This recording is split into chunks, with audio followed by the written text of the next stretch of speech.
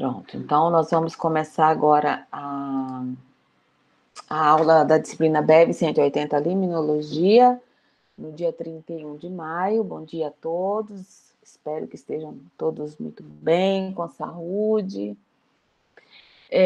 Pessoal, na última aula, eu não me lembro de ter apresentado ou discutido com vocês o nosso plano de ensino. Vocês todos receberam? Eu coloquei lá na nossa área do Moodle. Todo mundo teve acesso ao plano de ensino? Eu sim. Tá. Vocês querem que apresente o plano de ensino? Tá tudo tranquilo? Alguma dúvida? Não, eu esqueci de comentar com vocês na aula passada, né? Então, se alguém tiver alguma dúvida no plano de ensino, vocês podem, né, falar comigo aqui no chat, tá? E se for necessário, eu faço a apresentação aqui para vocês, tá? A nossa aula de hoje já é um mergulho na água mesmo, né? Nós vamos ver aqui algumas questões referentes a como nós estudamos ecossistemas aquáticos. Então, é uma aula de conteúdo, tá? E depois a gente vai abordar algumas dessas questões que tratamos dessa aula na atividade prática, tá? Eu vou fazer a apresentação agora aqui da aula. Se por acaso acontecer algum imprevisto, vocês me avisem, porque lembrem que para mim só aparece a tela, tá? Aí está entrando agora. Eu já tirei aqui da configuração essa necessidade de pedir autorização, não sei por que fica aparecendo isso. Tá? Então, vou apresentar, se por acaso entrar alguém, ficar esperando a autorização, vocês me avisem, por favor, tá bom? Beleza. Tá joia. Vocês estão vendo a minha tela? Sim. Sim. Beleza. Então, nós vamos começar a nossa aula. Deixa eu colocar o meu apontador. Bom, sempre que um liminólogo ou um ecólogo aquático, né, ele se depara com um ecossistema aquático, ele pode ter várias abordagens para estudar esse ecossistema. A gente pode ter uma abordagem biótica, que é estudar as suas comunidades, vertebrados, invertebrados, espécies associadas. Mas um primeiro descritor importantíssimo desse ecossistema é a qualidade da sua matriz aquática. São as características abióticas dessa janela, dessa matriz aquática. Então, a gente vai ver hoje na aula como que a gente estuda o ambiente aquático. Se para o ambiente terrestre a gente se preocupa, por exemplo, em obter amostras do solo, em fazer uma descrição dos elementos que compõem esse solo, da radiação que chega nesse ambiente terrestre, da cobertura do dossel, existem também aqueles parâmetros universais que são utilizados para a descrição, para o entendimento, para o conhecimento desse ecossistema aquático. E é isso que a gente vai estudar na aula de hoje, é isso que a gente vai discutir, tá? Pessoal, qualquer dúvida, se vocês tiverem um comentário para fazer, essa aula ela fica mais leve, mais divertida, se a gente faz essa interação, né, do diálogo. Então, se você tiver alguma dúvida, vocês podem me interromper, por favor, tá bom? Eu não consigo ver mãozinha levantada, nem outro evento que está acontecendo aí na nossa aula, porque para mim só aparece a tela que eu estou projetando, então vocês são os meus guias aqui, tá bom?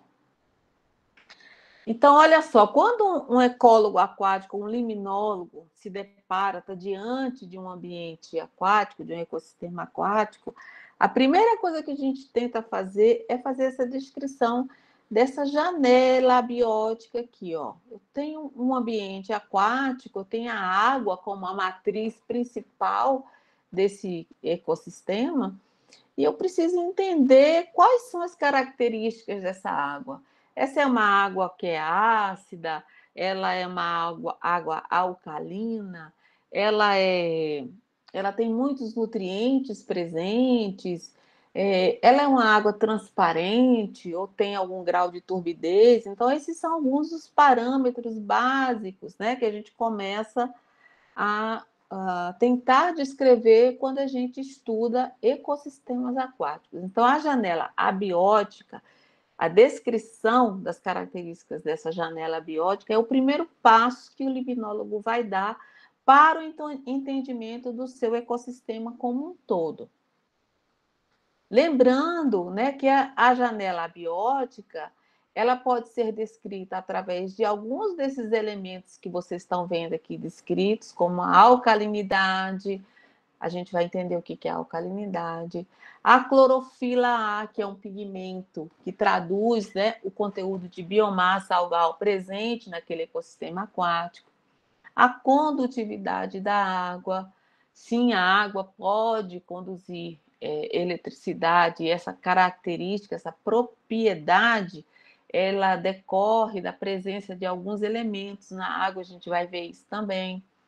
Os nutrientes dissolvidos presentes nessa janela abiótica, o teor de oxigênio dissolvido, que para alguns ambientes, dependendo da carga orgânica ou da profundidade, ele pode ser um elemento limitante para a existência de vida.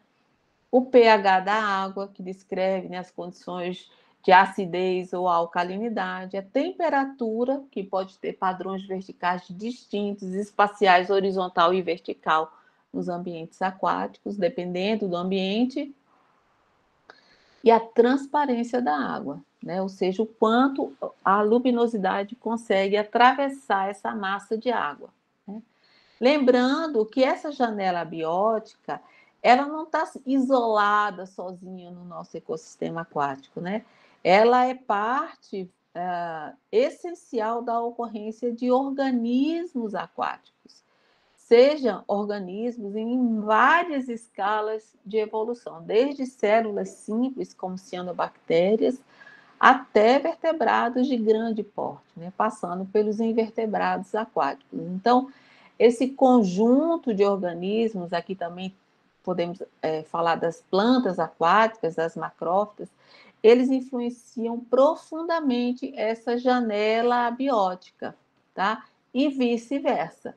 A característica liminológica da massa d'água é uma diretriz importante, né, que vai regular a existência de algumas populações dentro dos ambientes aquáticos, assim como o conjunto biológico existente nesse ambiente também vai influenciar essa matriz aquática, através da presença de excretas, da presença de feromônios. Então, existe uma interação profunda entre a composição biológica dos ecossistemas aquáticos e a composição física e química dos ambientes aquáticos, ok?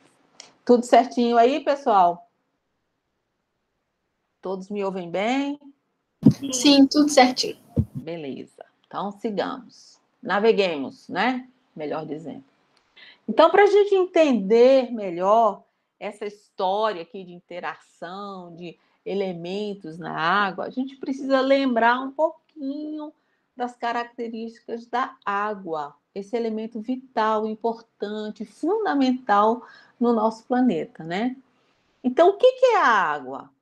A água é uma substância cujas moléculas são constituídas por dois elementos principais, não é? Lembra, terceiro ano, né? Vamos fazer um back aqui nas nossas aulas de química. Então, o que a água é? Ela é constituída por moléculas de hidrogênio, duas moléculas de hidrogênio e uma de oxigênio, tá? Essa é a constituição química da substância água. Então, o arranjo dessa molécula de água aqui, ó, os dois átomos de hidrogênio e um de oxigênio, essa molécula da água, essa propriedade química, essa composição química, melhor dizendo, ela confere à água algumas de suas propriedades fundamentais. Então, aquilo que a gente vê da água, seja como comportamento térmico, ou seja, como uma substância de contato, várias de suas propriedades são reflexo do quê?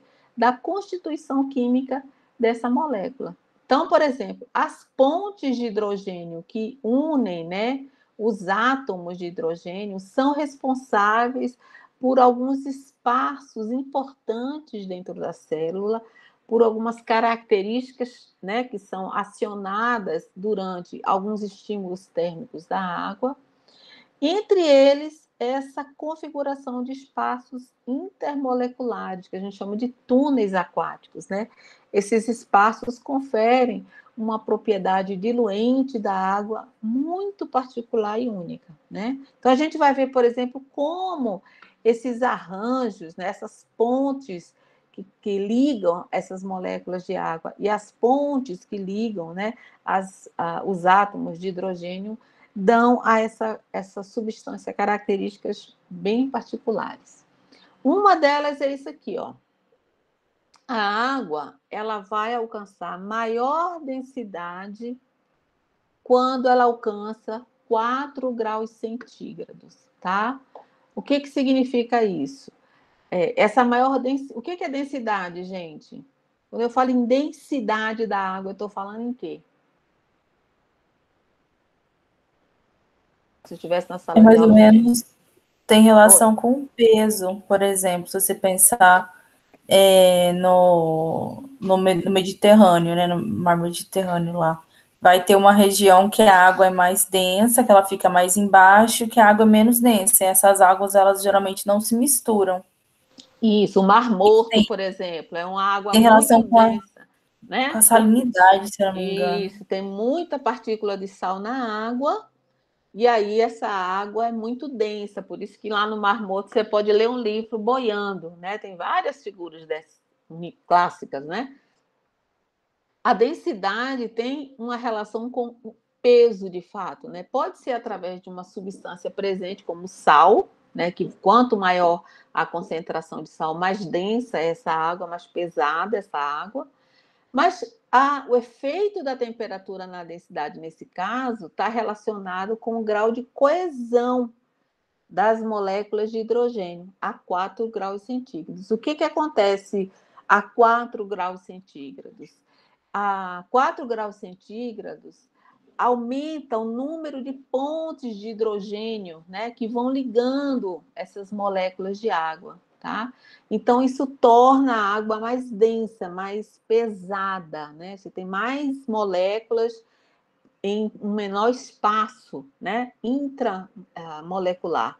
Então, essa propriedade é muito importante. A água fica densa, por exemplo, nos lagos, a gente vai ver isso, que é uma propriedade térmica, né? O lago congela na superfície. Por que o lago não congela todo? Porque o aumento da densidade, esse grau de coesão, impede a formação dos cristais de gelo. Então, a água não congela como um todo. Por isso que muitos lagos, mesmo congelados superficialmente, você tem a permanência das suas comunidades biológicas, né? Então, essa é uma propriedade importante. A 4 graus centígrados, você tem, né, um aumento, né, do número na ligação das pontes de hidrogênio, tá? E isso, ó, confere à água uma propriedade fundamental também, tá? Que é a formação da tensão superficial, né? Que é uma película, uma força de resistência da água que é capaz de segregar pequenas porções desse líquido, que é a água, né? Então, isso facilita a dispersão dessa substância. Além disso, cria uma superfície de transporte muito importante para as substâncias e para as comunidades biológicas, tá? Então, a tensão superficial é essa propriedade, ela é originada dessa propriedade de coesão das pontes de hidrogênio que constituem, organizam, né, que constituem a molécula da água, tá? Então, como resultado disso, a gente tem a formação, né, de pequenos veículos de bolhas de água que conseguem, né, liberar, que conseguem dispersar essa substância, né? Então, essa é uma propriedade muito importante da água. Além disso, né, a formação da tensão superficial, né, dessa superfície originada pela forma, pela adesão dessas pontes de hidrogênio, ela configura um espaço de vida muito importante para algumas comunidades aquáticas. Então, vocês estão vendo aqui, dentro de uma pequena gota de água, você tem várias formas de invertebrados presentes. Então, essa propriedade, né, de formar espaços, né, pequenas áreas de água, é uma propriedade muito importante para a dispersão das comunidades aquáticas, tá? E isso só é possível em função dessa composição química da água. A formação da tensão superficial, né, desse filme de tensão superficial, também é uma propriedade importante, tá? Ela permite que a água seja um elemento, né, de conexão entre ecossistemas terrestres e aquáticos, por exemplo, né? Então, essa possibilidade desse habitat tem sido e é muito explorado por algumas espécies de inseto, por exemplo, que são extremamente adaptadas a esse hábitat, né? Você tem hemípteros que são hemípteros aquáticos, eles vivem dentro da água, né? Você tem uma modificação das patas que torna esses animais excelentes exploradores dessa camada superficial da água, tá? Tem até um aluno nosso que agora, acho que o trabalho, não sei se já saiu, vai sair, eles descobriram uma espécie nova de hemíptera no Parque do Itacolomi. Bom, então, quando o liminólogo chega diante de um ambiente aquático, ele quer extrair algumas informações primeiro dessa matriz abiótica aqui. Estou interessada nas características físicas e químicas dessa água. Então, o que eu vou ler nesse ambiente aquático aqui? Várias expressões químicas da água são um reflexo do seu entorno geológico. Então, a matriz geológica, ela é responsável também por uma parte significativa dessa assinatura química da água, né? Para isso, eu preciso saber o que eu vou extrair dessa água, como eu vou extrair, o que eu vou ler dessa amostra de água, tá? Então, um dos primeiros parâmetros liminológicos que a gente tenta obter quando a gente vai fazer uma análise na água, a gente vai lá, coleta aqui com a mangueirinha, com a seringa que vocês estão vendo aqui, a gente quer descrever a alcalinidade da água. Essa é uma análise que tem que ser feita muito rapidamente, né? Por causa da questão aí da adsorção de carbonatos. Então, eu coleto a minha amostra de água, eu levo no laboratório, tem um procedimento químico que a gente faz para determinar a alcalinidade. Mas o que a alcalinidade me diz da água? A alcalinidade, ela expressa a concentração de carbonatos que eu tenho na água, de CaCO3, por exemplo, né? Que me dá uma ideia da capacidade daquela água de tamponamento.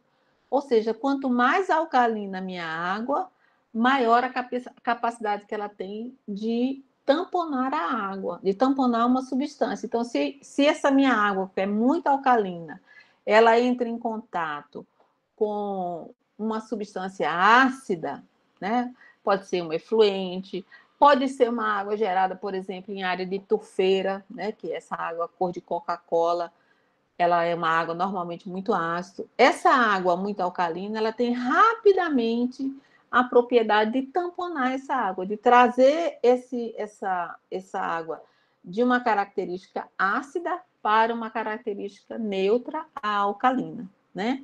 Então, a gente fala que a água que tem uma concentração de carbonatos acima de 2.000 miligramas por litro são águas de alta alcalinidade, e água com essa concentração abaixo de 200 miligramas por litro são águas já consideradas com baixa alcalinidade, já com indícios de acidez, tá? Então, essa é a primeira leitura que eu quero fazer da minha água. Essa água é alcalina ou não? Fala. Quem? Neida, no caso lá da janela abiótica, você colocou os dois parâmetros, né? Alcalinidade e pH. Mas quando eu faço, por exemplo, um exame de pH com o pH-ômetro, não já daria para fazer uma previsão da alcalinidade só por essa análise de pH? E vice-versa, se eu fizer uma análise de alcalinidade, já não dá para determinar mais ou menos o pH? Uhum. Quem que está falando é o Biratã? Isso. Oi, Biratã, você fez uma excelente pergunta. Quando eu estimo o pH da água com o pH-metro, por exemplo, eu tenho uma leitura de pH. Eu sei se a água é ácida ou básica, ou neutra. Eu tenho, a partir do pH, um indício da capacidade dessa água de ser mais ou menos alcalina, mas eu não tenho o teor de carbonato. E o teor de carbonato, ele é uma informação importante do ponto de vista da liminologia. Assim como, quando eu faço a alcalinidade da água, eu tenho uma ideia do quão tamponado ou não é aquela água, mas eu não tenho ideia do pH. O pH pode estar ali próximo, por exemplo, de uma neutralidade, ou está entre neutralidade e o início de uma acidez. A alcalinidade não vai me dar isso, ela vai me dar o teor de carbonato que eu tenho naquela água, tá? Então, elas são informações complementares. Quando a gente coleta uma amostra de água para alcalinidade, a gente também tem um teor de pH, tá? Elas são duas leituras complementares e importantes, tá? Mas não excludentes, tá bom? Então, por exemplo, se você está fazendo uma avaliação de impacto ambiental, de drenagem de mineração, né? Que é aquela drenagem da água da mineração, você tem que fazer tanto o pH como a alcalinidade, porque, em geral, essa drenagem ela é muito ácida. Então, você tem um valor de acidez e você tem a concentração de carbonatos presente naquele efluente, tá? Naquela drenagem. Certo? E outra coisa também é que, às vezes, o pH de uma amostra ou de um trecho do ambiente, ele pode alterar em função de algumas questões, como, por exemplo, a presença de muita matéria orgânica ou uma questão geológica local. Então, você saber a alcalinidade e o pH de um trecho e você olhar a mudança dessa alcalinidade e sutilmente do pH te dá uma ideia dessa interferência externa naquele trecho que você está estudando, tá? Trecho de rio, por exemplo, ou num lago, né? Certo? Outro parâmetro liminológico importante é condutividade. Então, eu vou lá com o meu equipamento multiparâmetros e faço uma medida da água e está lá condutividade. Quem que aqui tem condutivímetro em casa? Quem sabe o que é condutivímetro? Alguém já... Hã? Uma vermelha, não é? Isso, tem duas coisinhas assim, uma vermelha e uma amarela, né? Que você põe no lugar para saber se está passando corrente, não é isso? Isso, aí você vai trocar um fio, aí você quer saber se aquilo ali está passando, ou se é de 110, 220, aí você põe, você não pôr seu dedinho lá, você põe aquilo ali. Aquilo é um condutivímetro. O condutivímetro, ele mede o quê? A transmissão da corrente elétrica. A condutividade é exatamente a mesma coisa, só que a gente está trabalhando com a água, tá? Então, a água também é um elemento capaz de transmitir corrente elétrica. A gente sabe disso, né? Se a gente colocar a mão, por exemplo, numa lava-roupa, na máquina de lavar e estiver passando energia, eu mesmo já tomei um choque na máquina de lavar da minha mãe. Fui parar lá do outro lado da sala, assim, do quarto que tinha a máquina, porque estava passando corrente. Eu abri e pus a mão lá dentro e tomei um choque, né? Então, a água é capaz de passar corrente. Então, a gente usa essa propriedade para medir condutividade em milisiemens por centímetro ou microsiemens por centímetro, que é a unidade que a gente usa. Como é que a água é capaz de conduzir corrente elétrica? O que a gente mede com condutividade na água? Na verdade, quando a gente mede a condutividade na água, a gente está medindo isso aqui. Indiretamente, a gente está medindo a quantidade de sais que estão presentes na coluna d'água ou numa amostra de água, tá? Então, a condutividade, ela é uma medida indireta da concentração de alguns poluentes, incluindo aí sais nutrientes como nitrogênio e fósforo. Então, quanto mais nitrogênio e fósforo tiver na água, maior, mais alta vai ser a medida de condutividade, tá? Em geral, a gente usa uma estimativa que quando esse valor está acima de 100 microsiemens por centímetro, a gente tem um ambiente impactado, tá? Em geral, por componentes orgânicos, por efluente orgânico. Existem algumas situações onde você tem naturalmente uma água com alta condutividade, mas isso é um reflexo da constituição geológica do local. Por exemplo, nos ambientes aquáticos do semiárido e nas regiões cársticas, aqui em Lagoa Santa, por exemplo. É muito comum você ter ambientes aquáticos com condutividade acima de 400 microsiemens por centímetro, tá? No ambiente semiárido também, por causa da drenagem muito intensa ali que existe nessas áreas, tá? Então, a condutividade, ela mede a capacidade da água de conduzir corrente elétrica, é uma medida indireta da presença de sais na água, tá? Então, é uma medida fundamental quando a gente vai estudar um ambiente aquático. Fala, garoto ou garota. O garoto. Sou eu de novo. No caso do solo, a gente tem como fazer análise de solo e determinar a quantidade de cada micro ou macronutriente separadamente. Uhum. Na água tem como fazer isso? Dar um exemplo prático. Se fosse, por exemplo, uma lagoa que eu acho, que eu suponho que ela está contaminada por NPK, né? Que é insumo agrícola. Insumo agrícola. Eu teria como fazer isso? Tem, a gente vai ver isso um pouquinho mais para frente, tá? A gente faz praticamente quase todas as análises que se faz em solo, se faz em água. Faz a mesma coisa, né? No solo você mede nitrogênio, fósforo, ferro, alumínio, cálcio, faz isso tudo. Na água a gente faz a mesma coisa. Só que para a água a gente tem aqueles classicamente, assim, fundamentais. Se você faz análise de condutividade, nitrogênio e fósforo, você já tem aí uma boa ideia da qualidade da sua água, tá? Aí depende muito do objetivo do teu trabalho. Se você está trabalhando com ambiente aquático que tem indícios potenciais, por exemplo, de entrada de rejeito de mineração, aí você vai fazer outros elementos, esses elementos ferro, alumínio, manganês, zinco, bário, que são os marcadores, né? É a impressão digital da atividade minerária, tá? Aí você amplia essa sua janela de análises para a água, tá? Você tem também. Outro parâmetro liminológico importante é a turbidez, que a gente mede em NTU, que é unidades nefelométricas, tá? De turbidez. A turbidez, o que é? Ela mostra o quê? O que a turbidez da água me diz? Ela me mostra, ela me indica o grau de atenuação da luminosidade, de intensidade luminosa que um feixe de luz sofre ao atravessar uma determinada massa d'água, né? Então, ela me diz o quê? Ela é uma medida indireta da presença de sólidos em suspensão. A gente vai ver que tem uma medida direta eu tenho como medir sólidos em suspensão.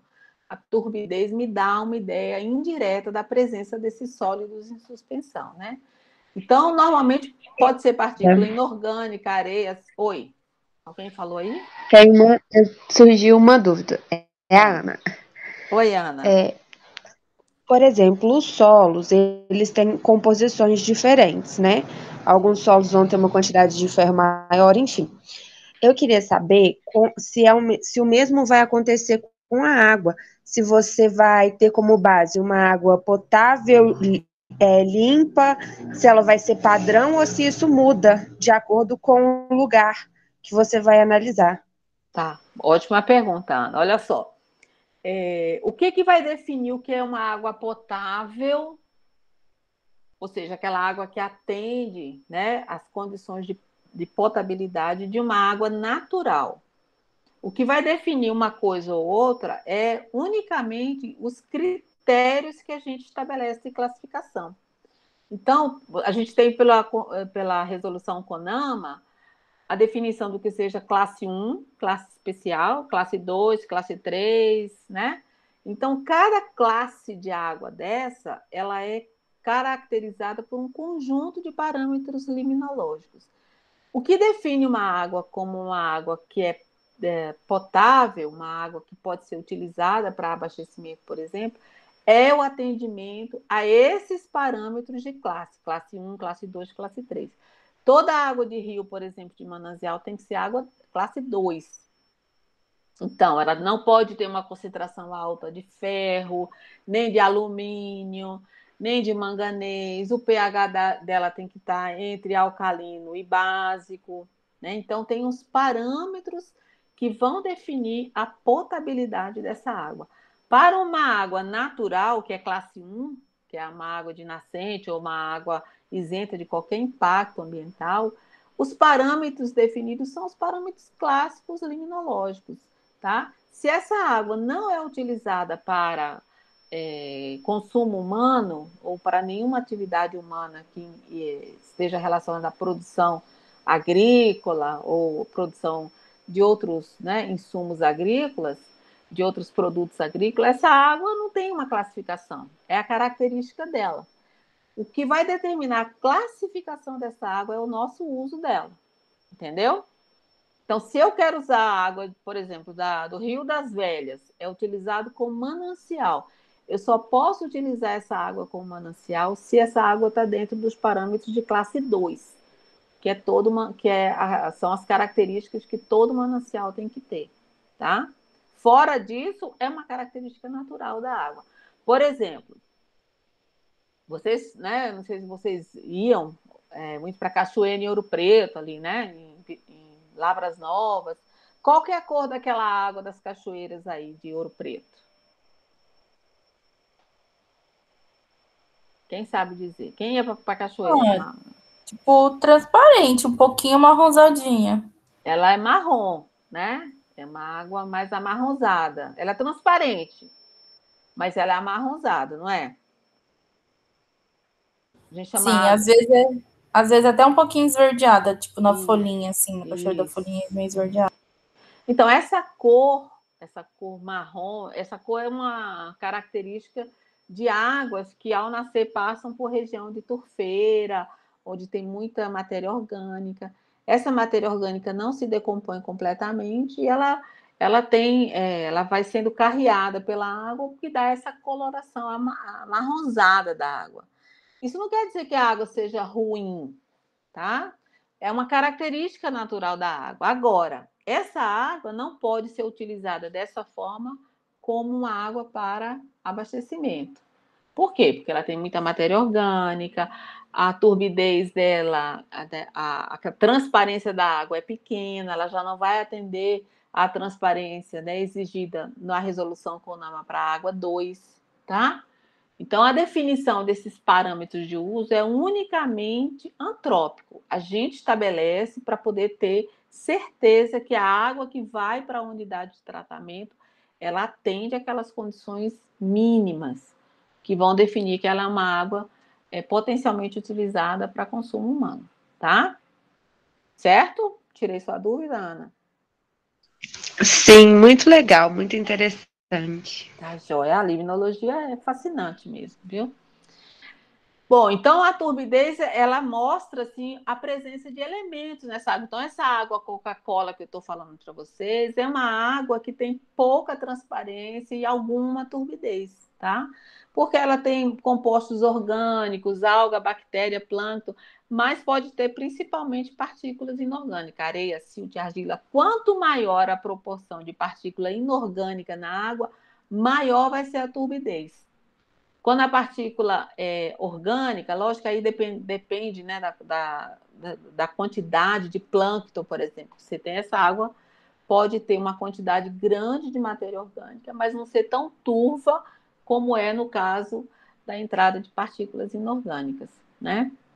E a turbidez é um parâmetro importante para a gente estudar a água, não só para a gente entender por que aquela água é turva, né? O que causa essa turbidez da água, mas porque a turbidez afeta, né, uma propriedade que afeta diretamente a produtividade primária dos ecossistemas aquáticos. O que é produtividade primária, pessoal? Quando eu falo em produtividade primária do ecossistema aquático, o que é isso? Fotossíntese? A fotossíntese é o processo através do qual a produtividade primária ocorre, mas a produtividade primária tem um conceito. Não tem relação, não é o fluxo de energia primária, não, né? Não. Então, vamos lá, para um conceito importante em ecologia. Quando a gente fala em produtividade, a gente está falando em produção de tecido animal ou vegetal, tá?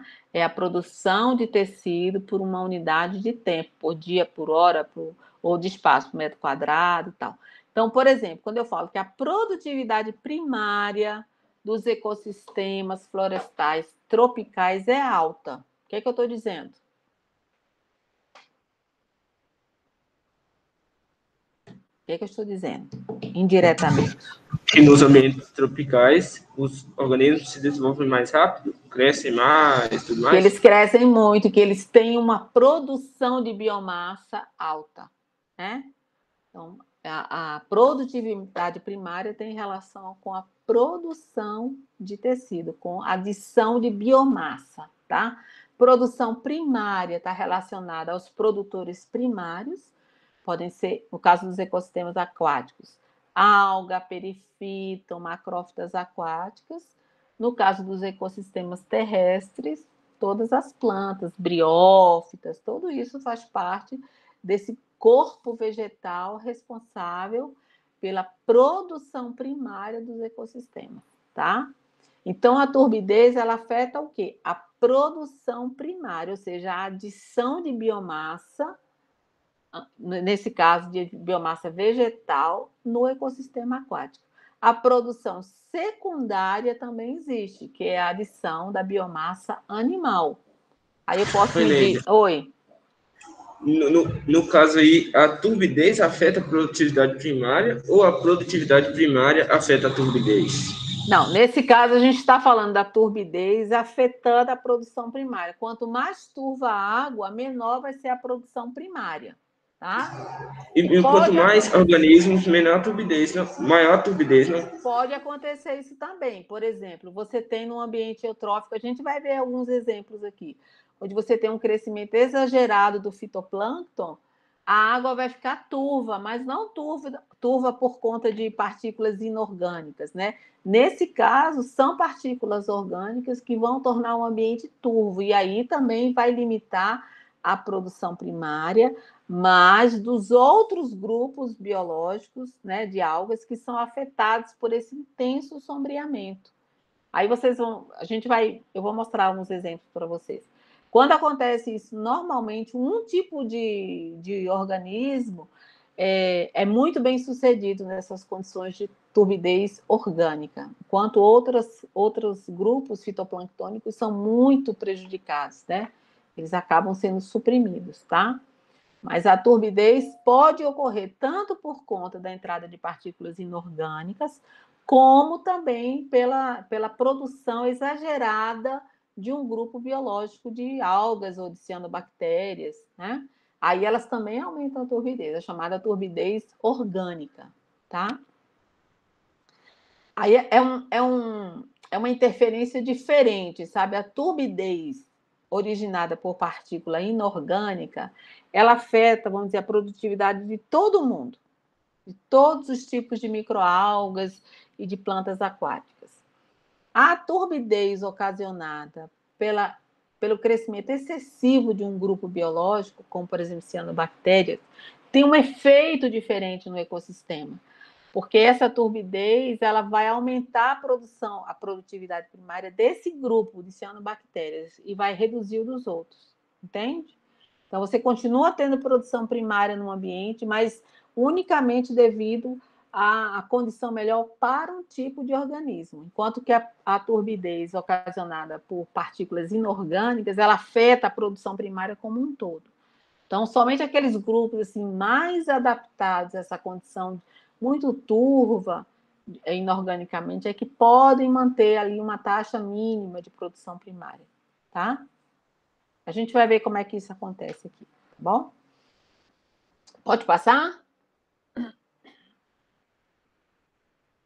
Pode ir? Pode. Então, olha aqui um exemplo de turbidez na água, né?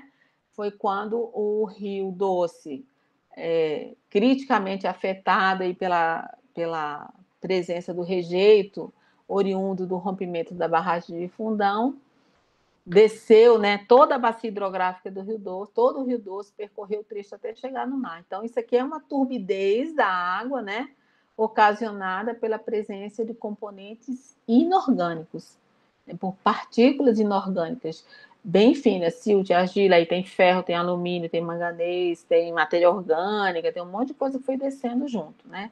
Então, essa é uma característica de uma água turva com predomínio de partículas inorgânicas, tá?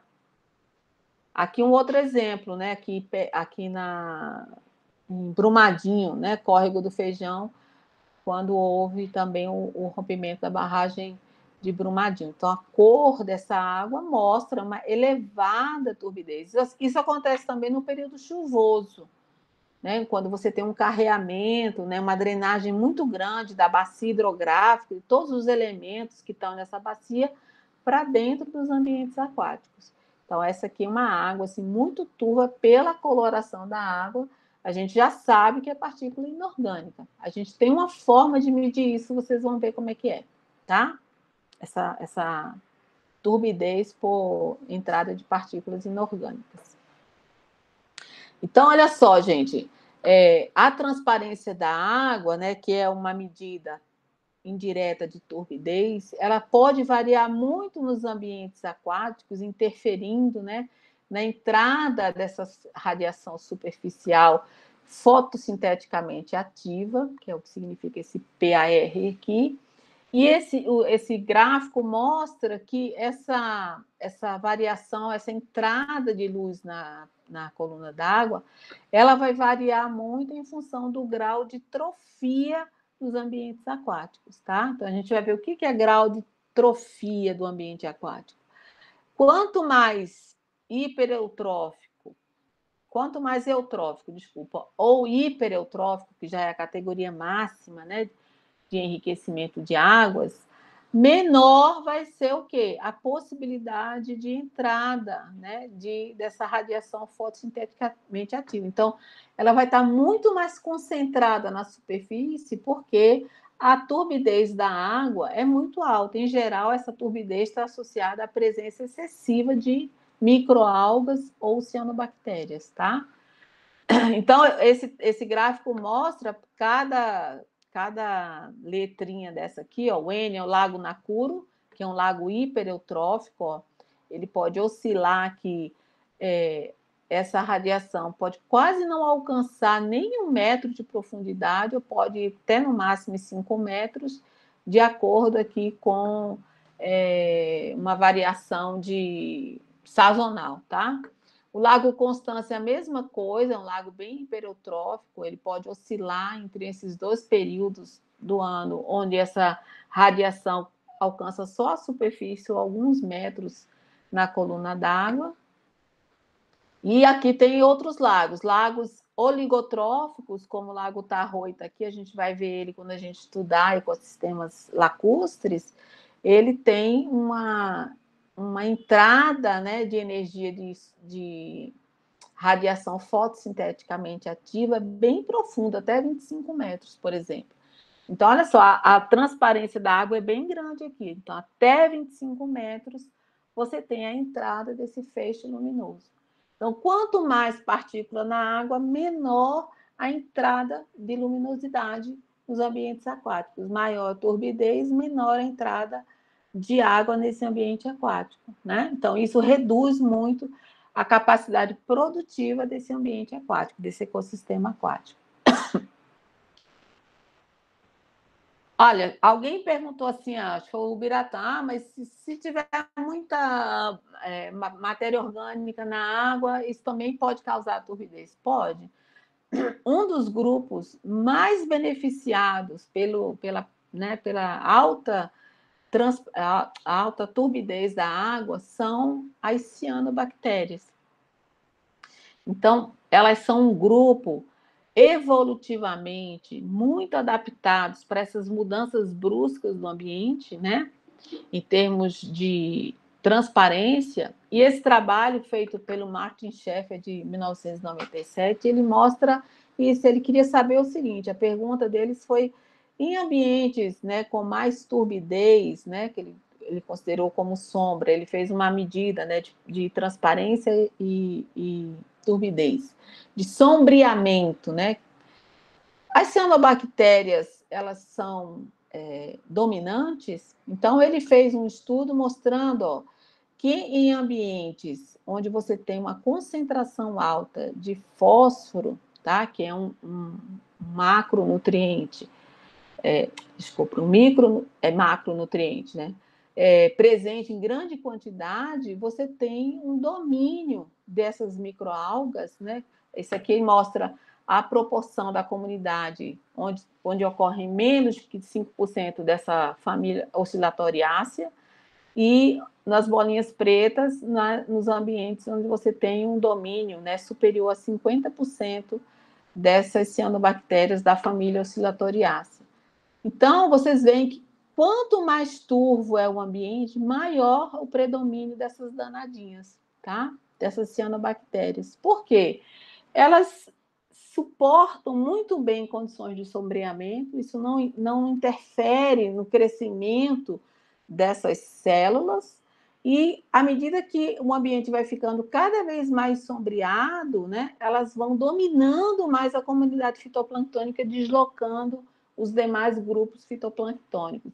Então, quando eu falei para vocês que, às vezes, o sombreamento, né, dado por partículas orgânicas pode beneficiar um grupo de organismos, é o caso das cianobactérias, em detrimento de outros. Então, aqui, a produção primária do ambiente pode até continuar alta, porque você tem um crescimento muito acelerado, muito expressivo de um único grupo de organismos que são as cianobactérias, tá? Enquanto os outros grupos fitoplânctônicos, eles nessas condições de sombreamento excessivo, eles são profundamente afetados, né? Então, essa meta-análise mostra que, de fato, elas conseguem aí um desenvolvimento muito expressivo, muito significativo nessas condições de sombreamento, tá?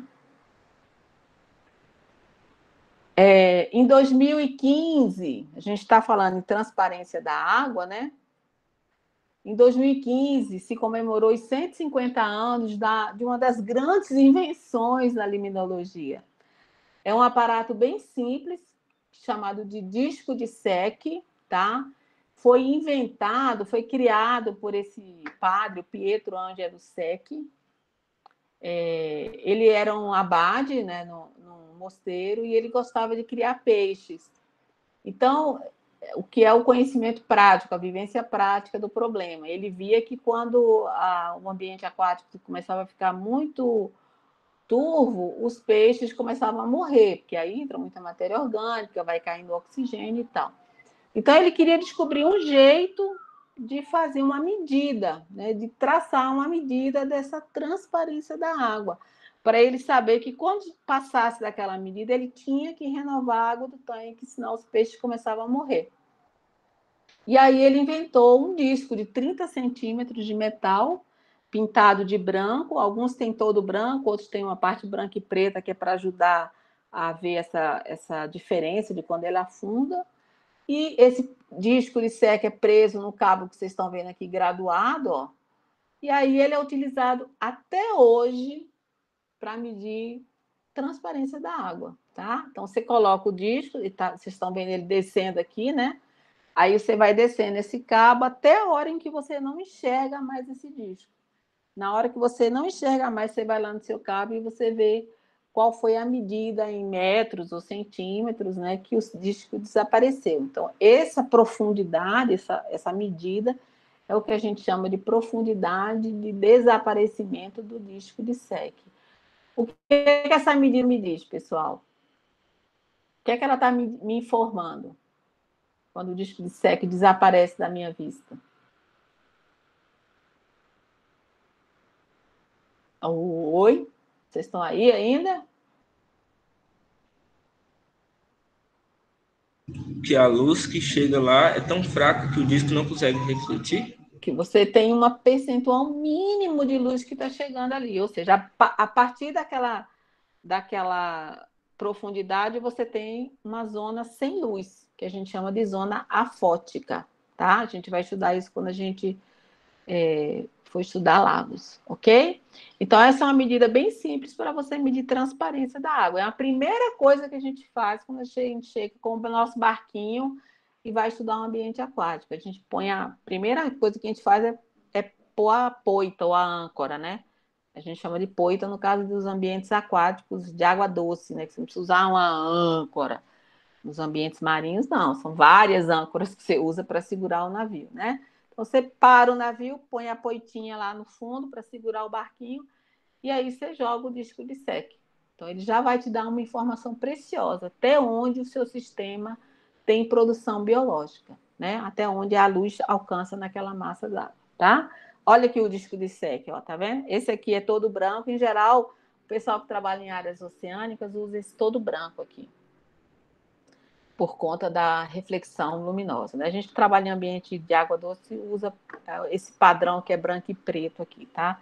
A água muito turva, ele ajuda melhor a olhar essa profundidade de desaparecimento. Então, aí a gente coloca, né, esse disco na água e aí a gente vai medir transparência da água, que é uma medida indireta de turbidez. Quanto maior a transparência da água, né, menor a turbidez dessa massa de água, tá? Então, é uma forma assim, muito simples da gente medir. A gente pode medir com um aparelho que pode medir turbidez em unidades nefelométricas, em NT1, mas se você não tiver o aparelho, se você tiver o disco de SEC, você mede, e você também usa o disco de SEC para extrair essa informação da produtividade do seu lago, ou do seu ambiente aquático, né? Até onde você tem produção fotossintética, produção primária no seu ambiente, tá? Tá aqui tá falando, né, a turbidez com disco de SEC, você mede, se tem pouca penetração com muita matéria orgânica, você vai ter uma redução na visibilidade desse SEC. Aqui está falando, por exemplo, que no ambiente bem turvo, como um estuário, esse disco de SEC às vezes não chega a 1 metro. E no ambiente marinho de águas oceânicas, pode chegar a 100 metros. Chega mesmo, gente. Nessa água azul aqui que vocês estão vendo, ó, esse SEC chega a 100 metros. É incrível. Você vai descendo esse cabo aqui, tá vendo que é um cabo motorizado, né? Vai descendo, vai descendo, vai descendo. A 100 metros você ainda consegue ver o disco de SEC. Às vezes até mais, né? Depende do ambiente que você está trabalhando marinho. Ok? A gente vai passar agora para outro parâmetro, que é turbulência da água. Eu preciso medir aqui a minha aula, porque eu vou falando e me empolgo. Daqui a pouco dá meio-dia, eu não dei nem metade da água. Da aula. Então, olha só, turbulência da água. Ele é outro parâmetro liminológico muito importante. A gente tem basicamente 2 tipos, né, de processo de mistura na água. Um processo turbulento e um processo laminar, tá? O processo turbulento, ele é ditado por uma imprevisibilidade, né, na mistura, no deslocamento dessa massa de água. Normalmente, o processo turbulento ocorre em ambientes onde você tem decaimento, onde você tem correntes muito fortes, né? Enquanto o processo laminar, você tem um fluxo mais previsível, um deslocamento mais previsível dessa massa d'água. Aonde que eu tenho deslocamento laminar? Em geral, no ambiente lacustre, nos lagos, na área liminética, na zona das grandes águas, onde você tem pouca mistura da água. Nos rios, onde você tem área de remanso, né? Aquela água corre bem devagarzinho, então você tem o fluxo laminar. E nas áreas onde você tem decaimento, encachoeiramento, por exemplo, o fluxo é bem turbulento, né? Fácil da gente pensar nisso. Qual que é a importância de você saber fluxo laminar ou fluxo turbulento, né? No fluxo laminar, uma das coisas importantes, quando a gente está estudando o ambiente aquático do ponto de vista ecossistêmico, é que esse fluxo, esse movimento da água, ele desloca. Oi? Alguém quer falar? Foi mal, abri sem querer. Tá. Esse fluxo da água, ele vai deslocar não apenas água, ele vai deslocar também a partícula de alimento, né, presente nessa massa d'água. Então, uma coisa é uma pequena partícula de alimentos deslocar numa massa de água com fluxo laminar, onde ela tem uma certa previsibilidade no seu deslocamento. A outra coisa é essa partícula alimentar se deslocar na massa d'água num fluxo turbulento, onde a imprevisibilidade na sua ocorrência, na sua distribuição é muito grande. Isso vai fazer uma diferença enorme para o componente biológico desses ambientes. Por isso que, quando a gente estuda comportamento alimentar de invertebrado aquático, a gente tem que entender primeiro o comportamento da massa d'água. É turbulento, é laminar, é um fluxo com menos turbilhonamento. Por quê? Por exemplo, para o zooplâncton, para o plâncton, a previsibilidade, né, na captura do alimento é uma coisa muito importante. Então, o que vocês estão vendo aqui é o comportamento alimentar de um organismo planctônico, de um copépodo, é um microcrustáceo, ele tem essas setas e mandíbulas aqui, ó, que ele usa para fazer esse movimento aqui, ó. Ele vai gerando, né, uma corrente de água, tá vendo? Aqui dá para a gente ver bem bonitinho essa corrente. Essa corrente está empurrando aqui para a região oral dele a partícula alimentar, tá? Isso aqui é um trabalho que foi feito, eu tirei as fotos desse trabalho do Journal of Plankton Research, estudando exatamente o comportamento alimentar desse copépodo. Esses pontinhos em vermelho que vocês estão vendo aqui são partículas algais, e a gente consegue ver que, de fato, esse movimento que ele faz com a mandíbula concentra o alimento bem próximo ali do animal, né? Então, a detecção, a previsibilidade, né, na distribuição dessa partícula alimentar é muito importante, seja para os animais filtradores, seja para os animais carnívoros, né? Aqui vocês estão vendo um comportamento de captura, né, de um copépodo ciclopoida, né? Aqui, ó, você tem a partícula, tá bem pequenininha aqui, não sei se vocês estão conseguindo ver aqui em cima do meu apontador laser, né? Então, o animal vai se aproximando e ele captura, né, com a mandíbula e ingere a partícula. Então, se essa partícula está dentro de um ambiente laminar, ele vai facilmente encontrar. Mas se a partícula está dentro de um ambiente, né, de turbilhonamento, essa captura é muito mais difícil. Aqui é um outro exemplo, né? Ele mostrando para diferentes copépodos a ocorrência de partículas alimentares também, né? Então, o fluxo ele é importante não só para a gente entender a dinâmica, né, de transporte da água, mas como essa dinâmica também vai influenciar na estrutura da comunidade biológica. Quanto mais caótica essa distribuição de alimento, em geral, menor é a biomassa dos organismos que dependem, né, exclusivamente dessa fonte alimentar que está na coluna d'água, né? Exatamente pela dificuldade em encontrar o alimento. Um parâmetro limnológico fundamental é a temperatura, né? Ela vai reger os parâmetros, né? Os limites de existência de organismos aquáticos.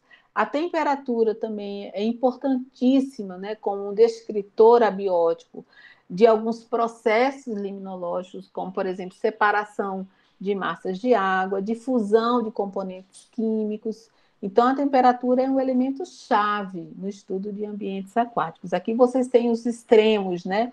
Ambientes muito frios ou ambientes muito quentes. Essa aqui é a Grande Pristina, que é aquela poça lá de Yellowstone, onde a temperatura da água alcança, né, acima de 100 graus. E, incrivelmente, você tem organismos, bactérias que vivem associadas a esse ambiente. Então, olha só, a temperatura da água, ela vai determinar um processo que a gente vai estudar com mais detalhes na próxima aula, quando a gente estudar tipologia de lagos, que é o processo de estratificação térmica e desestratificação térmica. O que significa isso? Significa que um ambiente lacustre, né, um ambiente de água parada, um lago, ele pode estratificar a coluna d'água, ou seja, ele pode ter uma diferença na temperatura da água, tanto para, né, de frio aqui como para quente. Esse é o caso que se aplica mais para os nossos ambientes tropicais. A gente não tem, né, essa questão de estratificação que ocorre pela presença de neve. Por que essa água não congela aqui, gente? Ai, meu Deus, eu falei disso no começo da aula. É por conta da temperatura de 4 graus Celsius, a densidade dela. A água está muito densa, ela impede o congelamento, né? Ela está congelada na superfície, mas aqui não. Então, isso é o que mantém viva as comunidades biológicas do ambiente, né, temperado frio. Aqui, ó, esse é o caso que mais se aplica para os nossos ambientes tropicais, né? Que é a água mais quente na superfície, por conta da incidência luminosa, e uma água mais fria lá no fundo, né? Então, isso é um processo de estratificação térmica ditado por mudanças verticais da temperatura da água, né? Quando esse lago, a temperatura do ambiente esfria um pouco, o suficiente para homogeneizar, né, verticalmente essa temperatura da água, e aí essa água se mistura, tá? A gente vai estudar com mais detalhes esse processo de estratificação quando a gente estudar os nossos ecossistemas lacustres, tá? Esse né, gradiente vertical de temperatura nos ambientes lacustres, nos lagos, ele cria uma condição muito importante, fundamental, não só para a característica física e química desse lago, mas também para as comunidades que existem nesse lago, né? Então, quando um lago está assim, desse jeito, ó, com a água mais quente na superfície, a água mais fria no fundo, acontece a formação de camadas de água, tá? Essa linha preta aqui, ela mostra o quê? O gradiente vertical de temperatura, tá? Então, você tem uma temperatura mais quente na superfície e uma temperatura mais fria lá no fundo, né? Basta a gente lembrar quando a gente mergulha numa água muito fria, um lago muito profundo, né? Às vezes você mergulha lá, o pezinho está gelado e lá em cima está quente, né? Então, existe um processo de estratificação térmica. Essa primeira camada da água mais quente aqui, ó, mais oxigenada e mais quente, a gente chama de epilímnio, tá? Então, todo liminólogo, viu, Raquel? Tem que saber esse nome aqui, o epilímnio do lago. Epi significa, né, como epiderme, superficial, né? Então, o epilímnio é essa camada mais quente do lago, que só existe quando o lago está estratificado, tá? Essa região aqui de gradiente da temperatura, quando a temperatura muda, né, bem abruptamente, a gente chama de metalímnio, tá? Meta de metade, né? Mas nesse caso não precisa ser na metade do lago, tá, gente? Metalímnio, porque você tem a região que caracteriza essa mudança abrupta da temperatura, tá? E logo abaixo, né, da ocorrência desse metalímnio, quando você passa a ter novamente, né, um perfil mais igual da temperatura mais fria, a gente tem a região de hipolímnio. Hipo significa profundo em grego. Então, hipolímnio. Então, essas três camadas, epilímnio, metalímnio e hipolímnio, elas se formam quando o lago está nessa condição aqui, ó, de estratificação térmica. Então, aqui em azul escuro seria o epilímnio, aqui na metade o metalímnio e no fundo aqui em branco o hipolímnio, né? Vocês estão vendo que tem um nome aqui, ó, termocline, né? O termoclina. Então, o que é a termoclina? A termoclina é exatamente essa curva, é quando você identifica a curva de variação de temperatura, tá? Então, eu posso dizer, sei lá, se aqui fosse em profundidade, né? de 0 a 20, que o metalímnio estaria aqui entre, sei lá, 8 e 12 metros, e a termoclina nessa região, essa né, variação abrupta da temperatura, tá? Essas três regiões, epi, meta e hipo, só ocorrem quando o lago está estratificado. Quando o lago está com a mesma temperatura, a gente não identifica essas 3 camadas verticais, tá bom? Neide, Oi. agora que você falou, bicho, tá muito barulho aqui. Desculpa. Não Mas tem agora que você problema. falou das termoclinas, eu queria que você respondesse uma dúvida que eu tenho faz um tempo já. Pode falar. No caso dessa figura, fica fácil de a gente identificar que a termoclina ela se alinha à temperatura, né? Sim. Só que quando a gente tem, por exemplo, aquelas termoclinas em mapas mundiais que cortam os oceanos, como é que a gente analisa aquilo dali? A termoclina, no caso de mapas, você está falando mapas, ali são isoclinas, não? Eu acho que é isoclina, é verdade. Isoclina. A isoclina significa o quê? São áreas de mesma temperatura, né? Iso é igual. Então, você tem áreas onde você tem a mesma temperatura, mas isso se refere a um plano horizontal, né? A uma condição climática da atmosfera baixa, né? Nesse caso de termoclina aquática, a gente está falando de um gradiente vertical, que existe tanto para o ambiente de água doce, como para o ambiente de água salgada, para o marinho também. Então, por exemplo, uma das grandes preocupações dos oceanógrafos é que, como os ambientes marinhos eles retêm mais calor, né? E aí, no caso de temperatura, você está falando de um gradiente bem pesado, né? De superfície até, sei lá, 10 quilômetros, né? 4 quilômetros de profundidade. Quanto mais quente essa temperatura superficial, maior vai ser, mais para baixo você está empurrando essa termoclina, concorda? Você tem cada vez mais áreas superficiais quentes. Então, você está mudando esse padrão de vertical de temperatura nos ambientes marinhos, né? Onde você também pode falar em termoclina. Existe o termo quimioclina, por exemplo, quando esse gradiente é ditado por um componente químico. A gente vai ver isso quando a gente estudar lagos na próxima aula, tá? Pessoal, mais alguma dúvida aqui? Tudo tranquilo, né? Então, olha só que coisa interessante. Você pode ter, por exemplo, um acompanhamento, né, dessa termoclina aqui, desse gradiente, né, de temperatura. Olha que bonitinho, né? Você tem aqui esse gradiente de temperatura. Se eu fosse estabelecer aqui o meu metalímnio, pessoal, aonde eu diria que começa o meu metalímnio aqui? Lembrando que temperatura é essa linha aqui, ó, à esquerda. Em qual profundidade, mais ou menos, começa o meu metalímnio? No 10, porque tá na metade? Não. 5? Então no 5. Não. Olha a temperatura, onde que ela vai cair? Aqui, ó. Não é? Ela tem um componente igual, daqui ela cai, ó. Então, eu diria que a minha termoclina, ela está mais ou menos entre 1 metro aqui, ó. Concorda? Eu diria aqui, ó. Eu diria aqui mais ou menos aqui, em 2 metros. 2 metros. 2 metros. Concorda ou não concorda? Ué, concordo.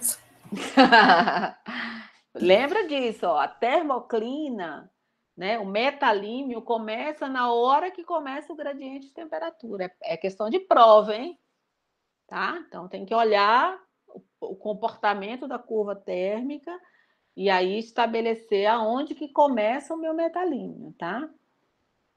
Então esse perfil de temperatura é muitas vezes acompanhado por um perfil biológico. Isso aqui, ó, é uma curva que mostra a fluorescência relativa de clorofila, né? Que é medida através desse componente de fluorescência, tá? Você põe uma sonda lá, ela vai medindo a concentração de clorofila, tá?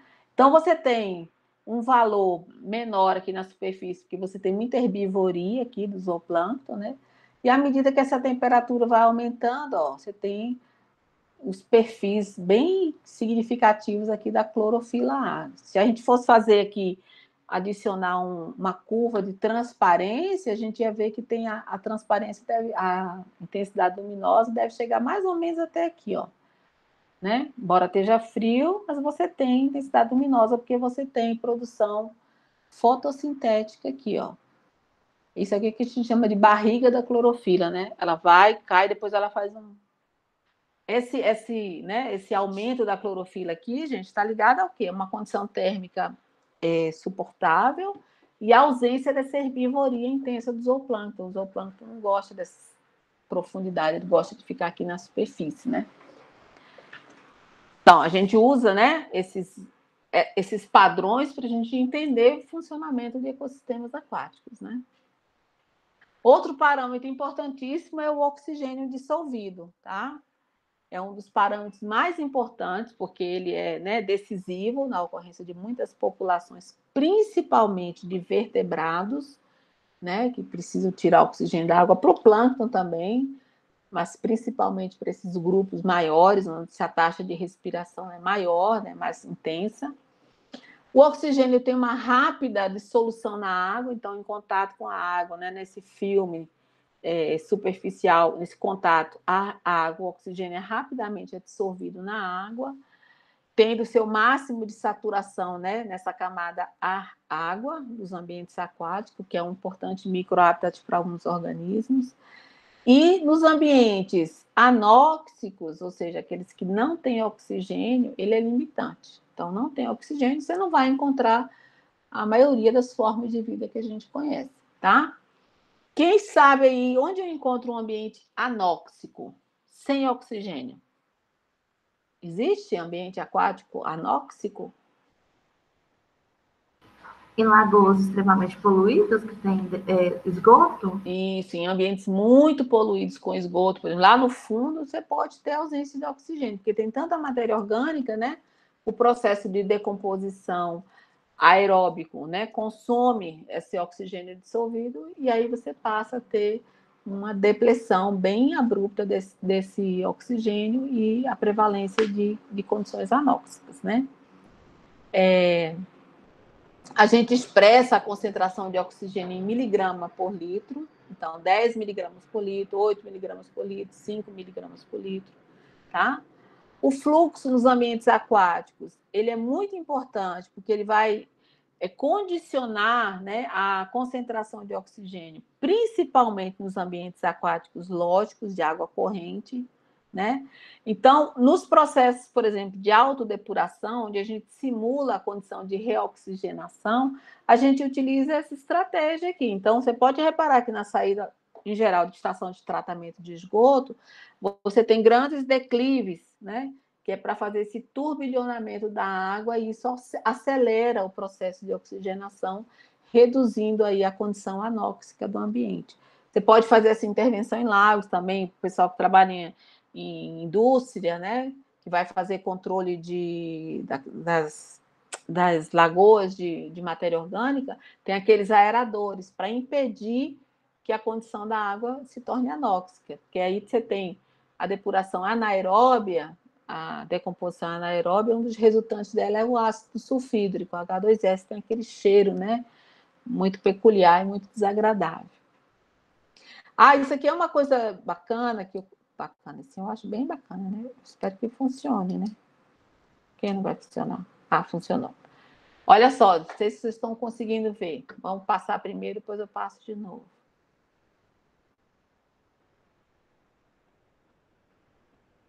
Vocês conseguiram ver um organismo descendo e entrando no substrato? Sim. Ai, meu Deus. Não, volta. Tem como passar de novo, professor? Eu vou passar de novo. Que ele tinha sido predado. Não. Vou passar de novo, que ele funciona assim. O que vocês estão vendo descendo, eu vou acompanhar ele com a canetinha, com o apontador laser. É uma larva de díptero, um Calborus, tá? Isso aqui que vocês estão vendo, gente, é o sedimento de um ambiente aquático. No caso, foi simulado num becker, né? Só para a gente ver, mas é um comportamento natural que a gente observa nos ambientes aquáticos em geral. Aqui, esse filme mais clarinho aqui é esse sedimento bem orgânico, essa partícula bem fina que vai sendo depositada no sedimento lacustre, né? Então, olha só, isso aqui é uma larva de Calboros, ó, ela vai descendo, tá vendo? E ela vai se enfiar aqui na areia, no sedimento. Olha, aí ela levanta essa pluma aqui, ó. Então, eu coloquei esse fenômeno aqui, que é chamado um fenômeno de bioturbação, tá? Vocês podem anotar aí, bioturbação. O que é o fenômeno de bioturbação? É exatamente esse distúrbio no sedimento provocado por um organismo, tá? Um ser vivo. Então, na hora que ele entra no sedimento, ele vai jogar para a água todos esses compostos, né, mais finos, normalmente muito nutrientes, que vai para a coluna d'água. Então, esse processo de bioturbação, gente, ocorre todos os dias nos ambientes aquáticos e, às vezes, de uma forma assim, muito intensa. Então, a gente está vendo aqui um único organismo entrando, né, na água, mas isso aqui você pode multiplicar por milhares de organismos descendo aqui na coluna d'água e entrando aqui no sedimento. Então, isso promove uma questão muito importante de mudança no perfil de oxigênio. Cada vez que essa matéria orgânica é lançada no ar, você tem remineralização, você tem decomposição, e isso altera muito os padrões de oxigenação. Pode levar um ambiente à anoxia. E como é que esse organismo está ali se o ambiente tem pouco oxigênio? Essa é uma larva de calborídeo. Normalmente eles são bem resistentes à condição anóxica. Eles têm muita hemoglobina. Depois vocês vão ver quando a gente estudar macroinvertebrados. A coloração bem avermelhada do corpo é um sinal da presença de hemoglobina. Então ele consegue extrair oxigênio mesmo em concentrações muito baixas na água. Micro e macronutrientes, que a gente vai ver agora, né? São 11h30, tem 20 minutos para acabar a aula. Tem uma importância muito grande no entendimento do funcionamento ecossistêmico de ambientes aquáticos, mas são também importantes indicadores na gestão desses ecossistemas. Então, alguém perguntou aí no início da aula sobre o tipo de água, classificação de água. Então, a classificação de água e o seu uso potencial para as várias demandas humanas, elas também são guiadas, né, pela presença e concentração de micro e macronutrientes, né? Então, macronutrientes, acho que eu errei aquela hora lá, falei que fósforo era micronutriente, é macronutriente, né? Cometi um deslize acadêmico, teórico aqui. Macronutriente, então, são aqueles nutrientes que são demandados em quantidades significativas, eles são essenciais, né, para o funcionamento, para o crescimento das comunidades. Então, carbono, fósforo, nitrogênio, silício, enxofre, potássio, cálcio, são alguns desses chamados macronutrientes limitantes, ou seja, sem a presença dele, o organismo não cresce. Enquanto micronutrientes são demandados em concentrações pequenas, então, são importantes, mas a demanda, né, fisiológica é muito pequena. Então, ferro, manganês, molibdênio, zinco, cobre, cobalto são alguns desses exemplos, né? Tem uma questão muito interessante, gente, que se percebeu que alguns micronutrientes, né, nesse caso aqui o ferro, ele pode ser limitante também. Então, se descobriu isso meio que por acaso, né? Foi feita uma tentativa de explorar a questão da produção primária nos oceanos como uma forma de controle, né, de absorção, uma bomba de sequestro de CO2, né? A gente sabe que o processo fotossintético tem início na absorção do CO2.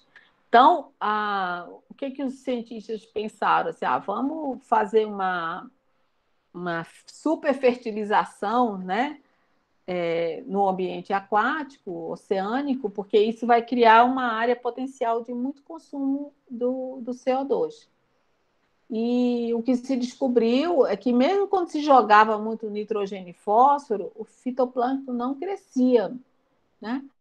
E aí, depois, foram adicionando outros micronutrientes na água, e aí, quando jogou ferro, a produção primária foi lá para cima. Então, se descobriu que o ferro é um micronutriente limitante, ou seja, ele limita o crescimento do fitoplâncton nos ecossistemas marinhos. Então, assim, aí teve-se uma ideia de aumentar a concentração de ferro e tal, mas é claro que esse é o trabalho original, é Iron Deficiency Limits Phytoplankton Growth in the... Deu uma mexida aqui na minha configuração, nos ambientes marinhos, foi publicado na Nature, né, foi um impacto, assim, grande, né, na ciência. Fazia tempo que a gente não tinha uma informação assim tão chacoalhar, né, do ponto de vista de como como funcionam os nossos grandes ecossistemas.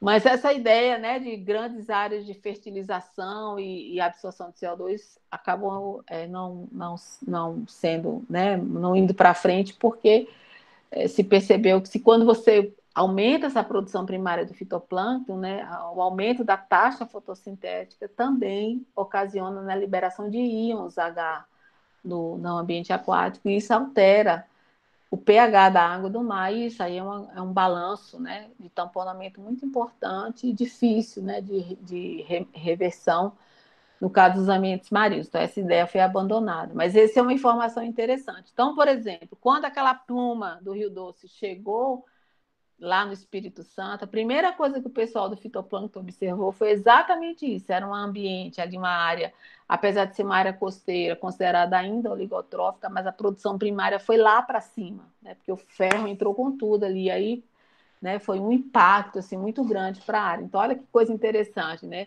A ciência está sempre se movendo no conhecimento. A gente descobre uma coisa aqui que daqui a pouco a gente vai realmente constatar e entender por que algumas coisas podem ser tão impactantes para o ambiente marinho, e que, se a gente não sabe o mecanismo-chave, né, que controla esse processo, a gente fica sem entender por quê. Então, nesse caso, a gente conseguiu constatar, né, referendar que, de fato, o ferro tem um papel relevante na produção marinha, produção primária marinha. Então, quando a gente fala em ambiente aquático, os 3 principais nutrientes são nitrogênio, fósforo e carbono. Eles são ditos controladores do crescimento fitoplânctônico, por isso são chamados de nutrientes limitantes. A razão NP, né, que vocês conhecem, a razão de Redfield, 16:2:1, é utilizada na avaliação de nutrientes limitantes em ambientes aquáticos. Então, quando essa razão NP, por exemplo, está abaixo de 20:1, a produção fitoplânctônica é limitada por nitrogênio, tá? Nitrogênio, carbono e fósforo. Então, quando você tem muito nitrogênio e pouco fósforo, você tem uma redução por nitrogênio. Quando essa razão é superior a 50:1, a produção é limitada por fósforo, tá? Então, esse balanço estequiométrico é muito importante nos processos produtivos de ambiente aquático. E essa relação, obviamente, elas podem, né, ter uma interferência grande, muitos desvios em função do grau de eutrofização, ou seja, quão enriquecido é esse ambiente aquático, e das populações que estão presentes nesse ambiente. Então, a gente tem organismos que são capazes de maior absorção de nitrogênio, de fósforo, enquanto outros organismos, como cianobactérias, por exemplo, elas são mais independentes, vamos dizer assim, desse nitrogênio presente na água, já que elas são capazes de fazer essa absorção direta do nitrogênio, tá? Ó, eu vou passar um pouco direto aqui nesse macro e micronutrientes. A gente, né, é uma informação, porque senão eu não vou conseguir dar o conteúdo todo da aula, tá? Se vocês tiverem alguma dúvida aqui depois, a gente volta e faz um detalhamento maior. Então, por exemplo, quando eu falo para vocês que as cianobactérias, elas são relativamente independentes desse nitrogênio na água, por isso, ó, essa estrutura chamada de heterocisto presente aqui, esse é um tricoma, né, de uma cianobactéria, ele é capaz de realizar essa aminase, através dessa proteína aminase, ele consegue fazer a absorção direta do nitrogênio atmosférico, o que é, né, uma resposta evolutiva desses organismos à variação ambiental que já existiu no nosso planeta. Lembra que as cianobactérias foram os primeiros seres fotossintetizantes do nosso planeta, né? Então, elas podem alterar muito a dinâmica da eutrofização de um ambiente aquático. Como elas são dominantes no ambiente aquático, elas não estão nem aí se tem nitrogênio ou não tem, elas continuam absorvendo esse nitrogênio da atmosfera, não estão nem aí, é uma forma bem drástica de falar, né? Mas elas são um pouco menos guiadas pela disponibilidade de nitrogênio na água, já que elas têm essa estratégia de absorção do nitrogênio atmosférico. E aqui, ó, isso aqui é um ambiente eutrófico, tá vendo? Com uma hiperexplosão de cianobactéria. Quando eu falo para vocês do sombreamento, né, dessa turbidez orgânica, é isso aqui, ó. Essa água tá turva, mas não tá marrom, não tá cinza, ela tem uma cor bem esverdeada. Você põe um sec aqui também, ele dá um sec muito curtinho. E isso é uma turbidez de origem orgânica, né? Então, pela presença, pela explosão aí de crescimento, muito provavelmente de cianobactéria, né?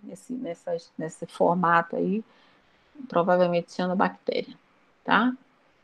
O excesso, né, de nitrogênio e fósforo causando eutrofização, e é um dos grandes problemas para a conservação de ecossistemas aquáticos no mundo inteiro, né? Aqui tem um pouco do perfil, né, do nitrogênio, como ele pode oscilar verticalmente em função principalmente da absorção pelo fitoplâncton. Então, o fitoplâncton está aqui na camada superficial da água, ele vai absorver mais intensamente, né, com o predomínio de nitrito, nitrato e das amônias, né, um pouco mais elevado nas camadas mais profundas da água. Aí vem o fósforo, vocês sabem muito do fósforo, a origem dele é na litosfera, né? A gente tem alterado muito, né, esse padrão de emissão de fósforo nos ambientes aquáticos. Isso aqui que é uma coisa que eu acho importante falar. A gente utiliza essas concentrações de nitrogênio e fósforo para classificar ambientes, né? Ambientes aquáticos em relação ao seu estado trófico. Então, o índice de estado trófico foi um índice criado primeiro pela EPA, pela Environmental Protection Agency dos Estados Unidos, em 1974, depois pela OECD, que é o organismo europeu, né, de desenvolvimento econômico, e em 1991 a gente teve a criação de um índice de estado trófico para os ambientes tropicais, né? Então, o que esse índice considera? Ele considera 5 condições: ultra-oligotrófico, oligotrófico, mesotrófico, eutrófico e hipereutrófico, tá? Essa condição de trofia está relacionada com a quantidade de matéria orgânica. Então, por exemplo, oligo significa pouco, né? É só lembrar de oligoqueta, né? Poucas cerdas, né? Então, oligotrófico é um ambiente onde você tem uma pequena concentração ou baixa concentração de matéria orgânica e de nutrientes, nitrogênio e fósforo, tá? Que são os elementos utilizados para a construção de índices de estado trófico. Os ambientes mesotróficos são aqueles ambientes que estão em estado intermediário, né, de enriquecimento. E aí você tem o eutrófico. Eu significa verdadeiro, né? No latim. Acho que é latim ou grego. Agora esqueci. Então, aqueles ambientes verdadeiramente enriquecidos, né? E o hipereutrófico, que são aqueles ambientes que já ultrapassaram a condição de eutrofia máxima. Vocês veem que para o ambiente tropical nem existe, a gente só considera até eutrófico. Então, aqueles ambientes cujo índice de estado trófico são menores que 40 são classificados como oligotrófico, até 200 mesotrófico e acima de 200 são considerados como eutróficos, tá? Então, esse é um índice utilizado universalmente para a gente entender, para a gente classificar ambientes aquáticos, tá? Então, como é que a gente usa isso? Olha só, a resolução CONAMA, por exemplo, de 2085, ela estabelece que a concentração máxima de fósforo presente na água, que é destinada a manancial, é de 5 microgramas por litro, tá? Então, olha aqui, esse gráfico mostra o quê? Ele mostra um trabalho que a gente fez lá no Rio Grande do Norte, com os principais reservatórios que são utilizados para manancial de água, e olha o que a gente observa. Isso aqui é uma variação sazonal, né? Setembro, dezembro, abril e agosto, e a gente vê que a maioria desses ambientes, né, dependendo do período sazonal, a maioria ultrapassa essa concentração de fósforo na água, o que tornaria esses ambientes mais restritivos no uso como mananciais, tá? Mas, infelizmente, como só tem essa água, tem que tratar essa água, né?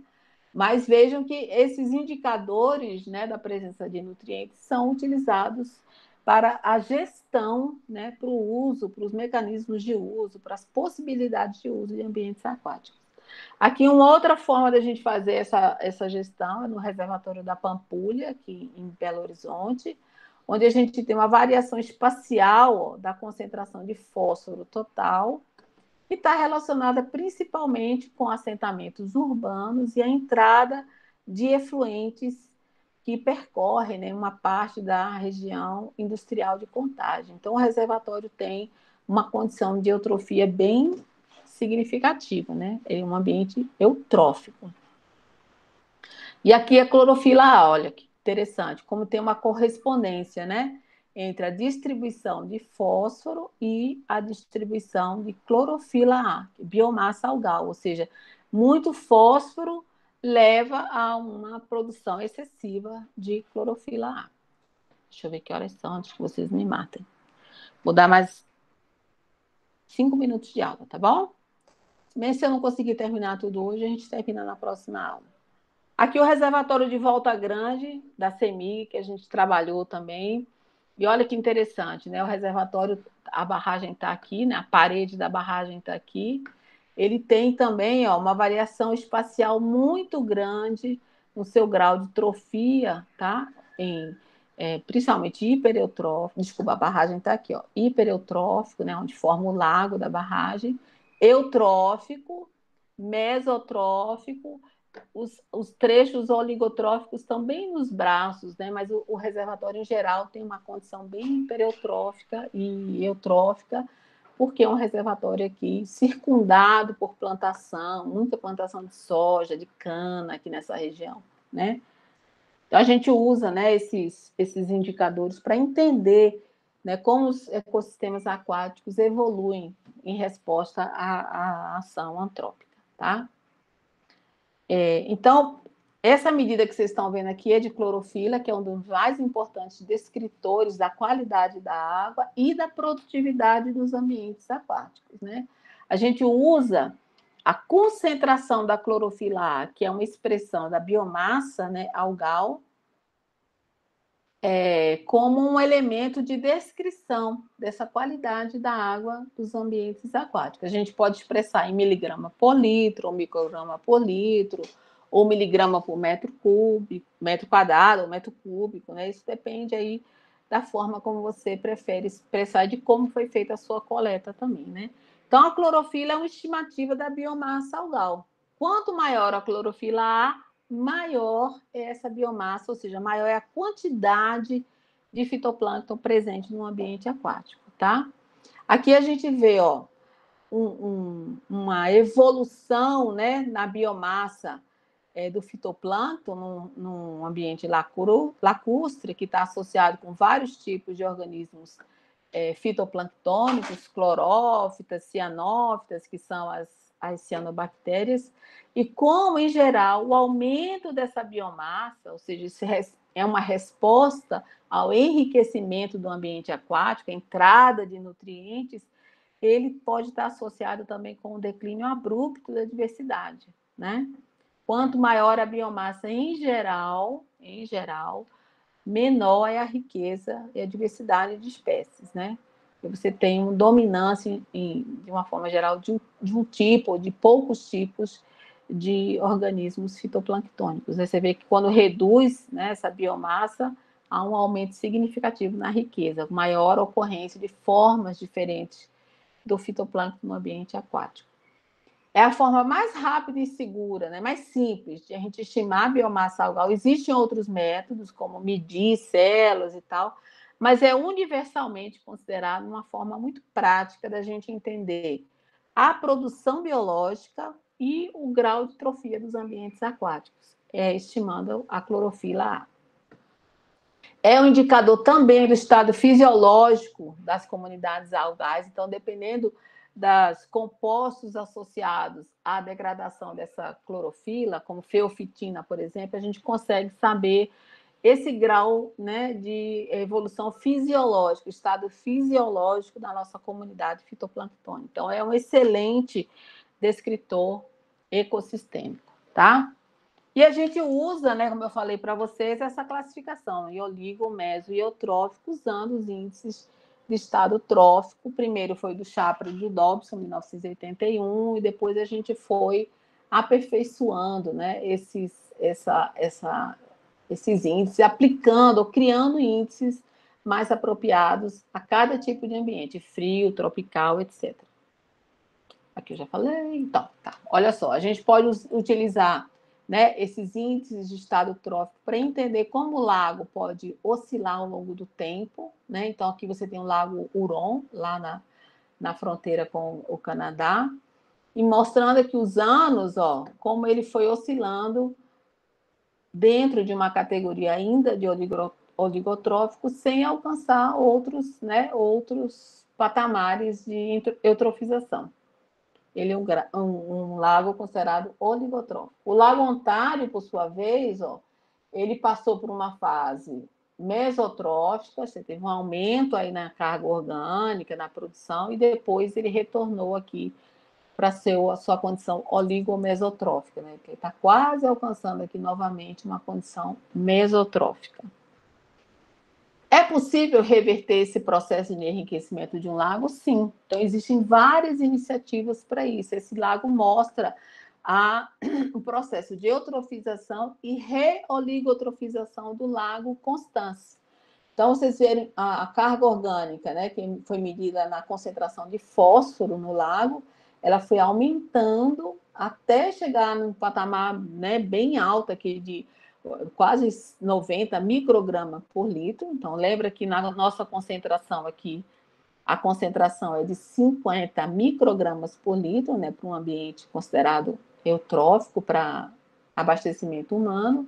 E depois foi feita uma iniciativa para tentar reduzir essa carga orgânica, com controle da emissão de efluentes, tratamento de esgoto, tudo isso que reduz essa entrada de matéria orgânica para o ambiente aquático, com sucesso, né, alcançando aqui patamares de oligotrofização similares à década de 50. Então, sim, é possível reverter esse processo de enriquecimento.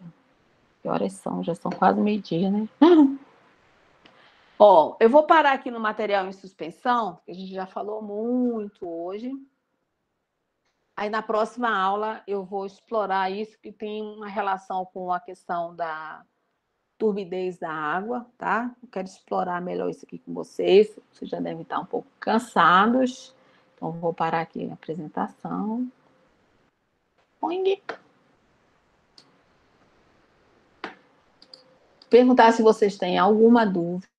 Se vocês já desmaiaram de fome. Vou parar a gravação. Tá todo mundo com fome, né? Eu sei que vocês estão com fome. Eu tô, nem café da manhã eu consegui tomar. A aula é desde 8h20 da manhã.